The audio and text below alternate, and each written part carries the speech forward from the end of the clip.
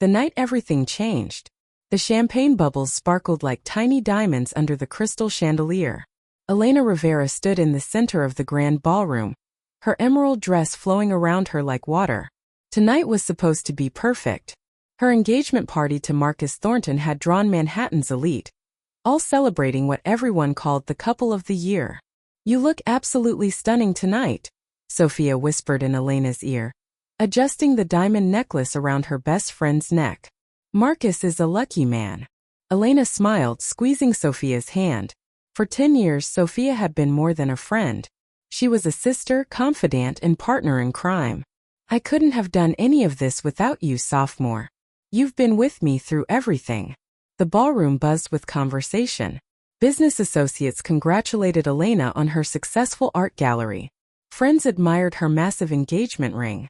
Everything seemed perfect. Too perfect. "I need to find Marcus," Elena said, scanning the crowd. "He disappeared 20 minutes ago." "He's probably just taking a business call," Sophia replied quickly, her eyes darting away. "You know how he is." But something felt wrong. Elena had learned to trust her instincts after years in the competitive art world. She excused herself and walked toward the private corridor leading to the hotel's VIP suites. #####, the discovery that shattered everything. The hallway was quiet, a stark contrast to the party's noise. Elena's heels clicked against the marble floor as she approached Suite 505. The door was slightly open, and voices drifted into the hallway. Marcus's deep laugh. Then another voice. A woman's voice she knew too well. "I can't believe we pulled it off," Sophia said. 2 years of sneaking around, and she never suspected a thing. Elena's heart stopped. Her hand trembled as she pushed the door open wider. There they were. Marcus and Sophia, wrapped in each other's arms, sharing a kiss that spoke of familiarity and intimacy. This wasn't a first kiss. This was the kiss of lovers who had been together for a long time. "Elena!"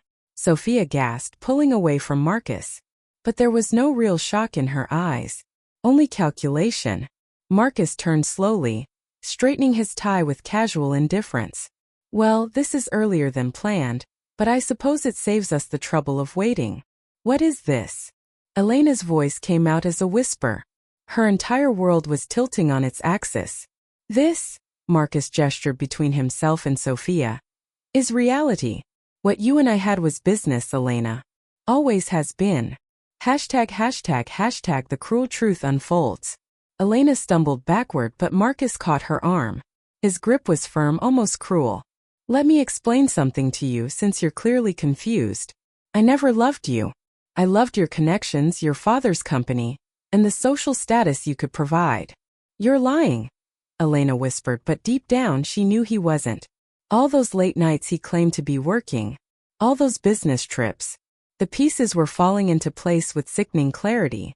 Sophia stepped forward, her beautiful face twisted with something ugly. "Do you know how exhausting it's been? Watching you have everything while I had nothing? You with your successful gallery, your perfect life, your daddy's money. I've been in your shadow since college, Elena. Since the first day we met. I gave you everything," Elena said, tears streaming down her face. "I helped you get your job. I introduced you to everyone I knew. I trusted you. And that was your mistake," Sophia replied coldly. "Trust is for weak people. Marcus and I, we're survivors. We take what we want." Marcus pulled out his phone, showing Elena a series of documents. "While you were busy playing gallery owner, I've been systematically acquiring shares in your father's company.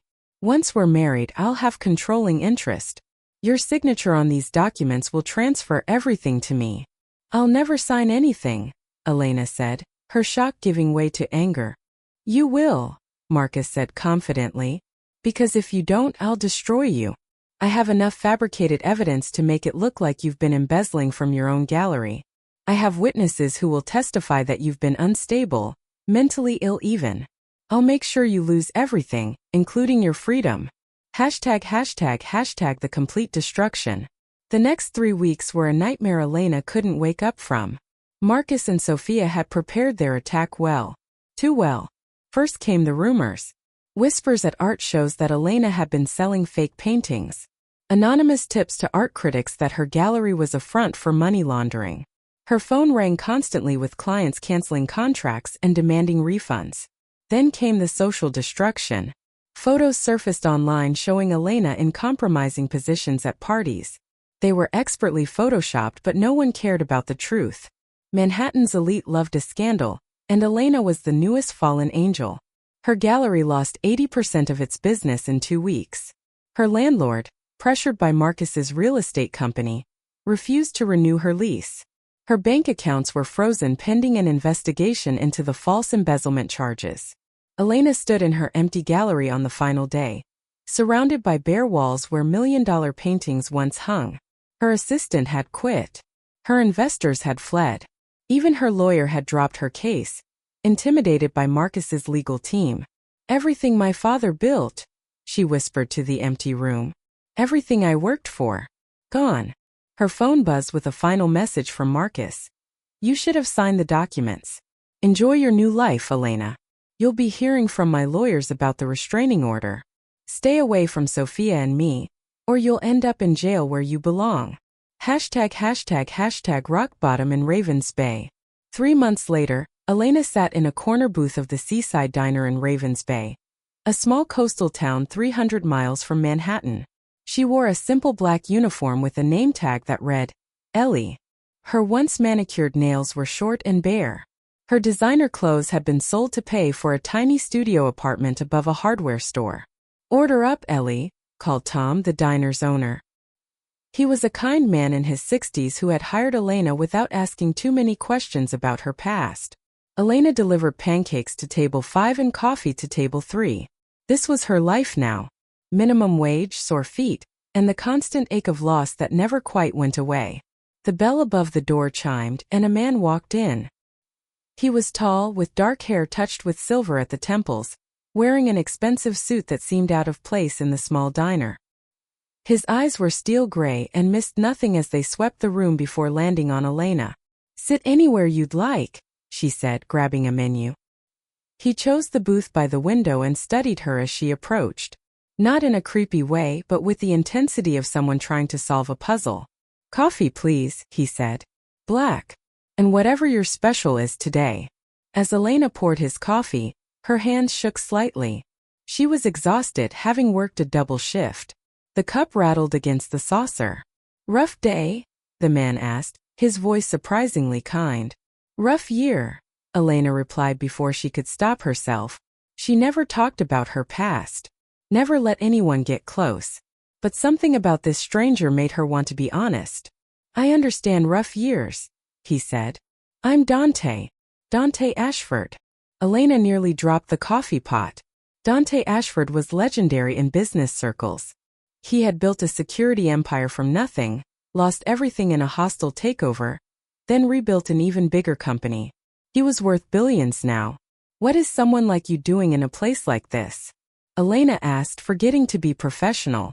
Dante smiled. "I own a house up the coast. Sometimes I like to remember where I came from. Humble places keep you honest." He studied her again. "You don't belong here either. I can see it in your eyes. You've known better days." Elena's defenses went up. "I'm exactly where I belong." "No," Dante said quietly. "You're where circumstances put you. There's a difference. The question is, what are you going to do about it?" #### The seed of revenge takes root. Over the next 2 weeks, Dante became a regular at the diner. Always the same booth, always the same order, always arriving during Elena's shift. They talked about everything except their pasts. Art, philosophy, the ocean, the future. One rainy evening when the diner was empty, Dante set down his newspaper. Elena Rivera, former owner of Rivera Gallery, engaged to Marcus Thornton until 3 months ago, accused of embezzlement and fraud, though charges were mysteriously dropped after you left New York. Elena's blood ran cold. "How did you?" "I make it my business to know things," Dante interrupted gently. "And I know a frame job when I see one. Marcus Thornton has a pattern. You're not the first person he's destroyed, just the most recent." "Why do you care?" Elena asked, her voice barely above a whisper. "Because I was you once," Dante said. Betrayed by someone I trusted. Destroyed by someone I loved. I had to make a choice. Stay down or get back up. I got up, but it took me years to figure out how. I can help you do it faster. Help me how? Teach you what I learned. Business strategy, negotiation, how to read people, how to protect yourself. How to rebuild. He leaned forward. And if you want it, how to make them pay for what they did to you. Elena's heart raced. For 3 months she had been numb, just surviving. But now something stirred inside her. Something fierce and determined. I don't want revenge, she said slowly. I want justice. I want everything they took from me. I want them to know what it feels like to lose everything. Dante nodded. Then let's get started. That night Elena stood on the beach, watching the waves crash against the rocks. The moon was full and bright, casting silver light across the water. She thought about Marcus and Sophia, probably celebrating their engagement, living in luxury bought with her family's legacy. This isn't over, Elena whispered to the ocean. I'm coming back. And when I do, you'll both regret the day you betrayed me. The wind picked up, carrying her words out to sea. Somewhere in the darkness, she heard Dante's voice in her memory. The best revenge is becoming so successful that the past can't touch you. But Elena wanted more than success. She wanted them to see her rise. She wanted them to watch as she took back everything they had stolen. She wanted them to feel the same pain, the same humiliation, the same crushing defeat they had inflicted on her. For the first time in 3 months, Elena smiled. It wasn't a happy smile. It was the smile of a woman who had found her purpose again. The old Elena had died in that hotel suite. But from the ashes, something new was being born.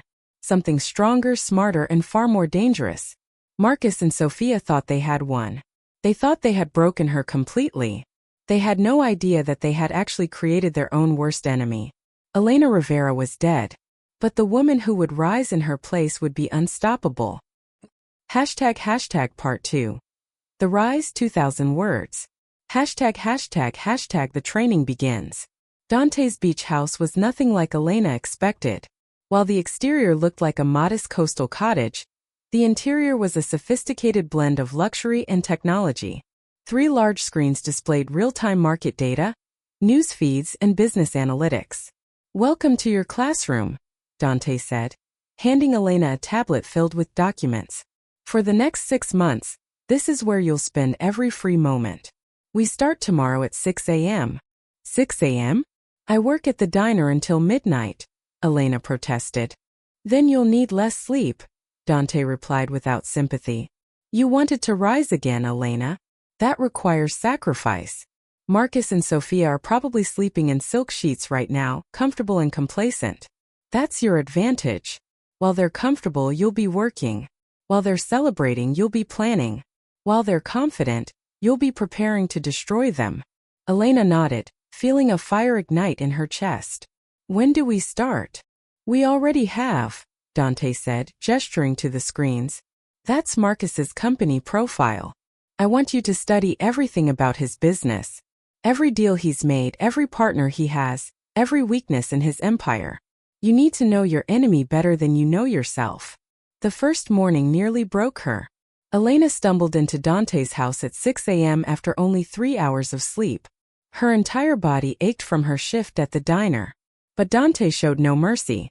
Business is warfare, he said, placing a stack of books in front of her. And warfare requires discipline. Read these. Take notes. Be ready to discuss them tomorrow. The books covered everything. Corporate strategy, negotiation tactics, psychology of influence, financial analysis. Elena's head spun with information, but she pushed through, driven by the image of Marcus and Sophia's faces when they had betrayed her. ## Transformation of body and mind. As weeks turned into months, Elena transformed. Not just mentally but physically too. Dante insisted she join him for morning runs along the beach. A strong mind needs a strong body, he explained. Plus, you need to look the part. When you walk back into that world, you need to command attention, respect, fear. Elena ran until her lungs burned and her legs trembled.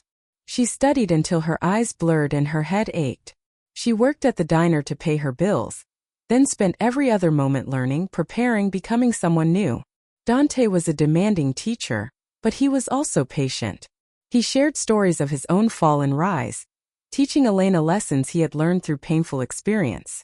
When I was betrayed, he told her one evening, I made the mistake of letting anger control me. I went after my enemies with pure rage and I made mistakes. It took me years to realize that revenge is a dish best served cold. Not hot, not angry. Cold, calculated, precise. Is that how you got everything back? Elena asked. Dante smiled. I got back more than everything. I got power. Real power. The kind that comes from knowing exactly who you are and what you're capable of. That's what I'm teaching you, Elena. Not just how to destroy your enemies, but how to become someone they could never destroy again. ####, the emergence of a new identity. By the 4th month, Elena barely recognized herself. Her body was lean and strong from daily exercise. Her mind was sharp and focused from constant study. She had devoured 50 books on business, memorized Marcus's entire corporate history, and developed a plan. I'm ready to start building, she told Dante one morning. Not yet, he replied. First, you need a new identity. Not a fake one, but a professional one. The art world knew Elena Rivera as the young gallery owner who inherited her father's connections. They need to meet someone different. Someone who earned everything herself. Together, they crafted her new professional identity. Elena would keep her real name but present herself differently. She would launch an exclusive art consulting firm that specialized in discovering emerging artists and matching them with wealthy collectors. It was a niche Marcus had ignored, focusing instead on established artists and maximum profit. Dante provided the initial investment. Consider it a loan, he said. You'll pay me back with interest once you're successful. Why are you doing this? Elena asked. What do you get out of helping me? Dante was quiet for a long moment. Because I see in you what I lost in myself for too many years. Fire. Purpose. The belief that justice matters. Maybe by helping you I can reclaim some of that. He paused. And because I've grown to care about you, Elena. More than I probably should. The confession hung in the air between them. Elena felt her heart race. Over the past months, Dante had become more than a mentor. His presence calmed her.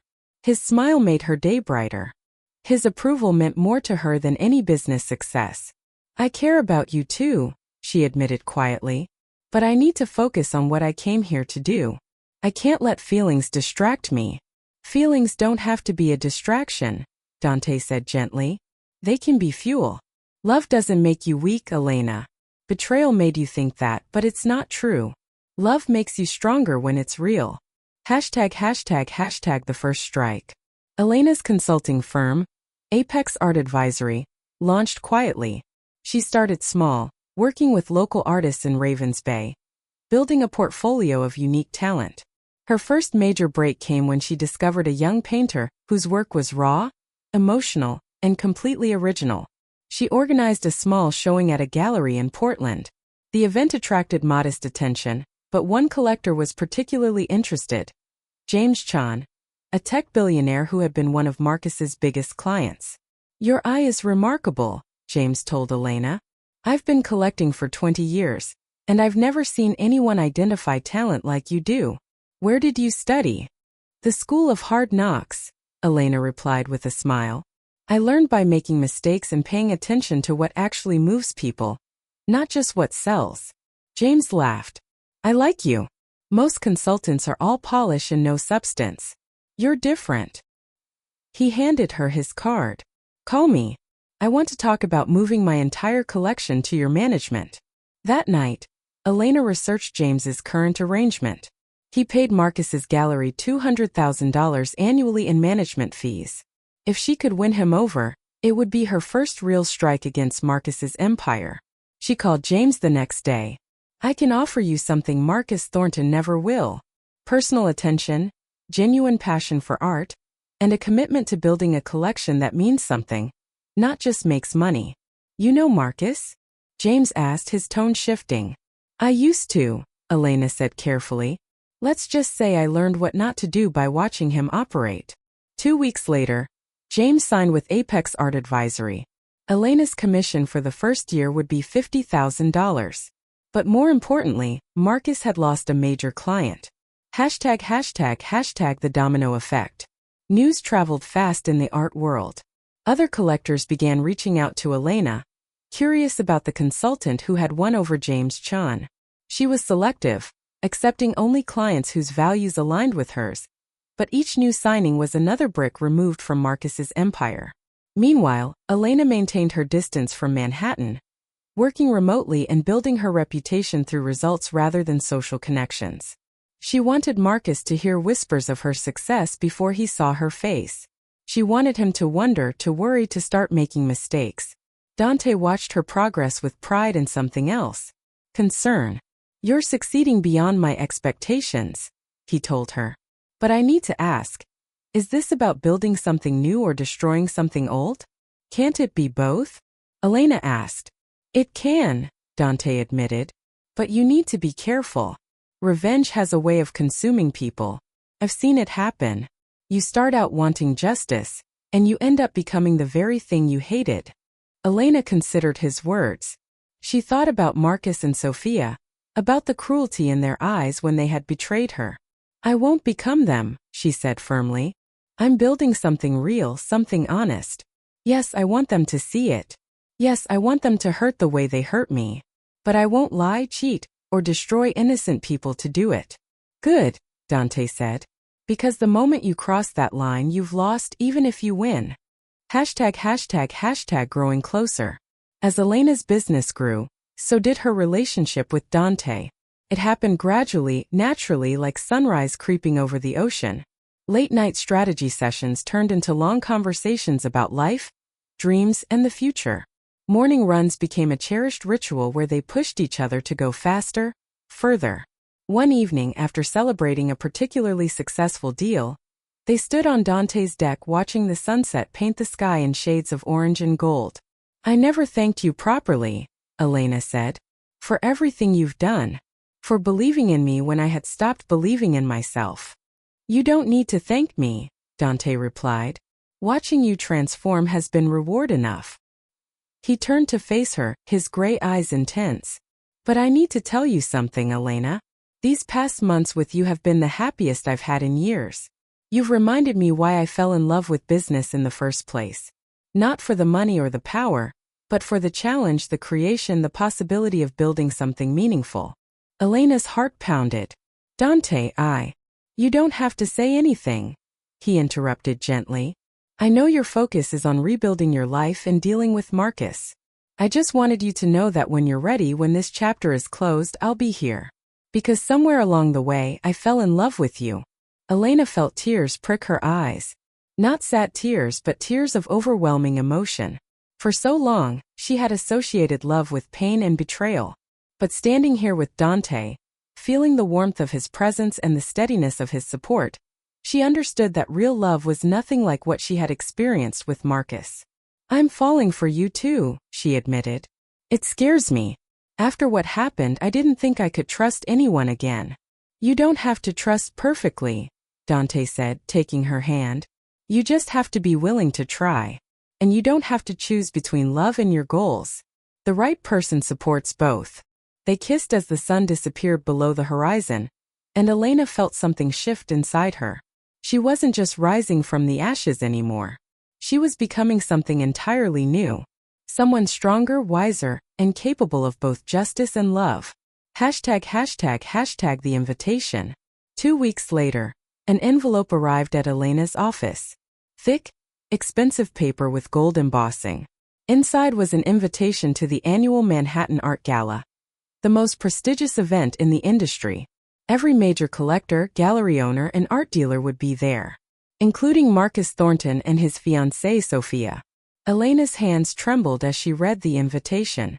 This was it, the moment she had been preparing for. Her business was thriving, her reputation was growing, and she had carefully orchestrated events so that Marcus's empire was starting to crack.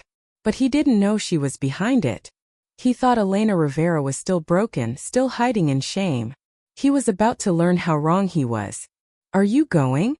Dante asked, reading the invitation over her shoulder. "Yes," Elena said. her voice steady despite her racing heart. It's time. Then I'm coming with you, Dante said. Not because you need protection, but because I want to see the look on their faces when they realize what they created. Elena smiled. It was a fierce smile, full of confidence and determination. Let's show them what rising from the ashes really looks like. As she began preparing for the gala, Elena received an unexpected email. The sender was anonymous, but the message was clear. Marcus Thornton is not who you think he is. His father destroyed more than just your family's business. If you want the whole truth, meet me at Central Park, Bethesda Fountain the day before the gala. Come alone. This is bigger than revenge. This is about breaking a cycle. Elena stared at the message, her mind racing. Who sent this? What truth could be bigger than the betrayal she had already uncovered? And why now, just before her moment of confrontation with Marcus? Something wrong? Dante asked, noticing her expression. Elena showed him the email. What do you think? Dante frowned. Could be a trap. Marcus might have figured out you're behind his recent losses. Or it could be real, Elena said. Either way, I need to know. I've come this far. I'm not going to let fear stop me now. Then we'll both go, Dante said firmly. The email says to come alone. And I'll stay out of sight, Dante countered. But I'm not letting you walk into a potential trap without backup. That's non-negotiable. Elena nodded, grateful for his protection and support. As she looked at the invitation to the gala and the mysterious email, she realized her carefully laid plans were about to become much more complicated. But she was ready. After months of training, building, and transforming, Elena was no longer the broken woman who had fled Manhattan in shame. She was a force to be reckoned with. And whatever truth awaited her in Central Park, whatever confrontation awaited her at the gala, she would face it with her head held high. The old Elena would have been terrified. The new Elena was ready for war. ## Part 3. The Redemption 2000 words. ## The meeting at Bethesda Fountain. Central Park was beautiful in autumn. Golden leaves drifted down from trees, and the late afternoon sun cast long shadows across the paths. Elena sat on the edge of Bethesda Fountain, her heart pounding as she waited for the mysterious contact to appear. Dante was nearby, hidden among the tourists and joggers, close enough to help if needed but far enough to honor her request to meet alone. Elena checked her phone. 4:30 p.m. Exactly as the email had specified. Elena Rivera. The voice came from behind her. Elena turned to find a woman in her 60s, elegant and composed, with silver hair and kind eyes that seemed hauntingly familiar. Do I know you? Elena asked, standing slowly. You did once, the woman said softly, though you were only 5 years old the last time we met. I'm your mother, Elena. I'm Catherine Rivera. The world tilted sideways.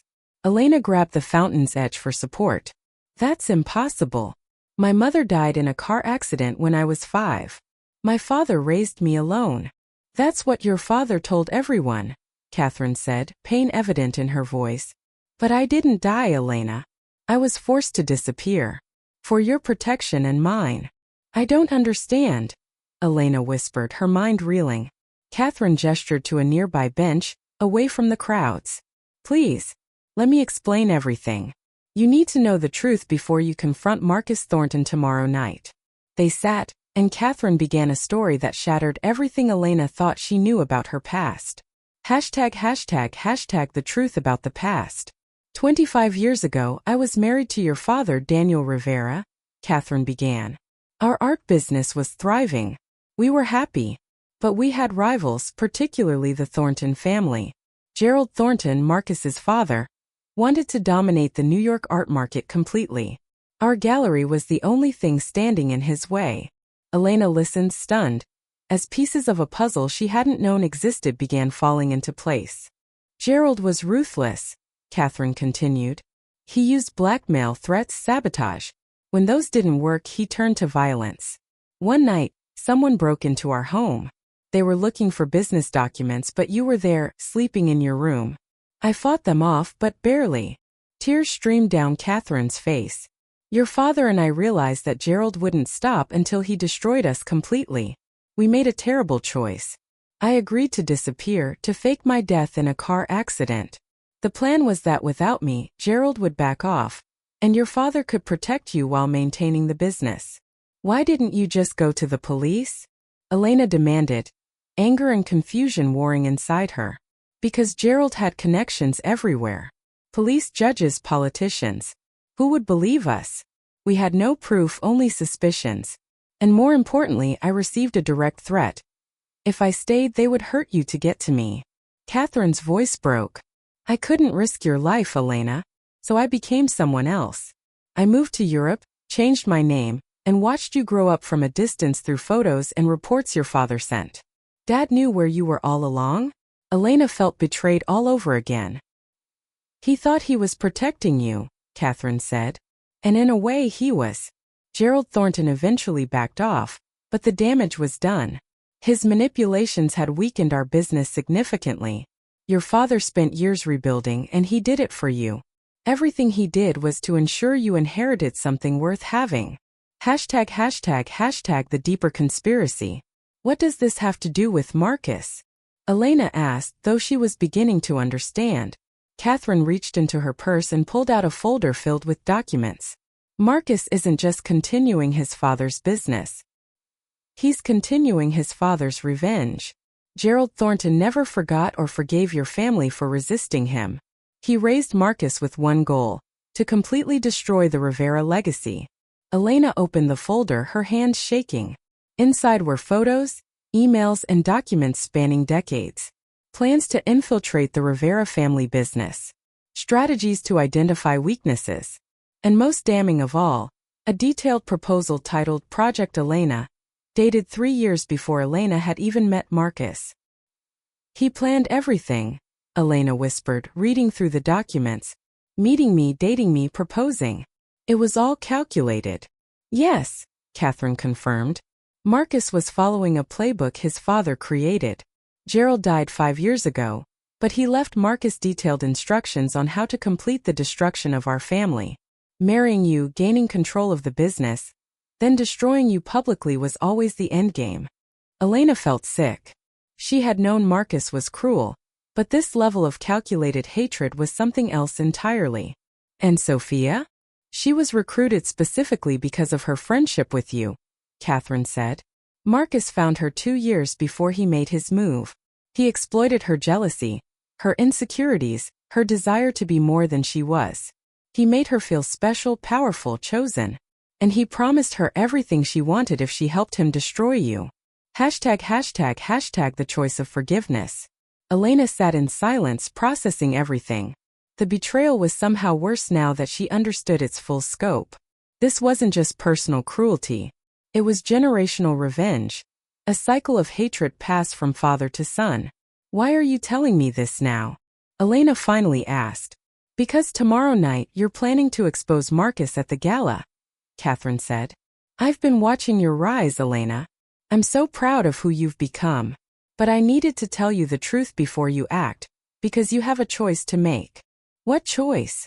Catherine took Elena's hands in hers. You can destroy Marcus completely. With these documents and what you've already uncovered, you can end him. His business, his reputation, his freedom. Everything. And he would deserve it. But, Elena prompted, hearing the unspoken word. But if you do that, you're continuing the cycle, Catherine said gently. Gerald Thornton destroyed your father's happiness by forcing me away. Your father spent years in bitterness and revenge fantasies that poisoned his final years. Marcus was raised in hatred and spent his life plotting revenge for perceived slights. And now you're poised to destroy Marcus, which will create another generation of hatred and revenge. So you're saying I should just let him get away with it? Elena asked, anger flaring. After everything he's done? Everything his family has done to ours? No, Catherine said firmly. I'm saying there's a difference between justice and revenge. Justice holds people accountable for their actions. Revenge seeks to inflict pain. You can get justice without becoming consumed by the very hatred that destroyed Marcus's humanity. Elena stood, pacing back and forth. I've spent months preparing for this. I've built my entire comeback around making him pay. And you're asking me to just forgive him? I'm asking you to free yourself, Catherine said. Forgiveness isn't for him, Elena. It's for you. It's choosing not to let his actions define the rest of your life. It's breaking the cycle so that this doesn't continue for another generation. ####. The confrontation at the gala. The Manhattan Art Gala was everything Elena remembered and more. Crystal chandeliers, designer gowns, champagne flowing freely. She entered on Dante's arm, wearing a stunning silver dress that made her look like a queen. The transformation from the broken woman who had fled 6 months ago to the confident powerhouse who walked through the doors now was complete. Heads turned. Whispers spread. Elena Rivera had returned. Marcus stood near the bar, Sophia clinging to his arm in a desperate way that suggested their relationship wasn't as perfect as they pretended. When he saw Elena, his face went white. "That's impossible," he muttered. "You're supposed to be broken? Destroyed? Gone forever." Elena finished, walking directly up to him with Dante by her side. "Sorry to disappoint you, Marcus, but I'm very much here." Sophia's eyes were wide with fear. "Elena, we didn't." "Save it," Elena interrupted coldly. "I know everything, Sophia. The planning, the manipulation, the years of lies. I know about Project Elena. I know about Gerald Thornton's original revenge plot. I know about every sick, twisted detail of what you both did." Marcus recovered his composure quickly, his face hardening into the cruel mask she now recognized. "You can't prove anything. And even if you could, no one here would believe you. I've spent the last 6 months making sure everyone thinks you're unstable, unreliable, dishonest." "Actually," James Chen's voice came from behind them, "we'd all very much like to hear what Ms. Rivera has to say. Several of us have been comparing notes about our experiences with you, Marcus. Some interesting patterns have emerged." A crowd had gathered now, sensing drama. Elena looked around at faces she recognized. Collectors, gallery owners, art critics. People who had once been her father's friends and allies. People Marcus had turned against her with lies. This was her moment. Everything she had worked for, every sleepless night, every painful step of her transformation, it all led here. She had the documents. She had the proof. She could destroy Marcus completely. But as she looked at him, she saw something she hadn't noticed before. Fear. Desperation. And underneath it all, a kind of hollowness that came from living a life built on hatred and revenge. "I came here tonight planning to expose you," Elena said clearly. "To show everyone here what you really are. To take everything from you the way you took everything from me." Marcus smirked, thinking he had won. "But you.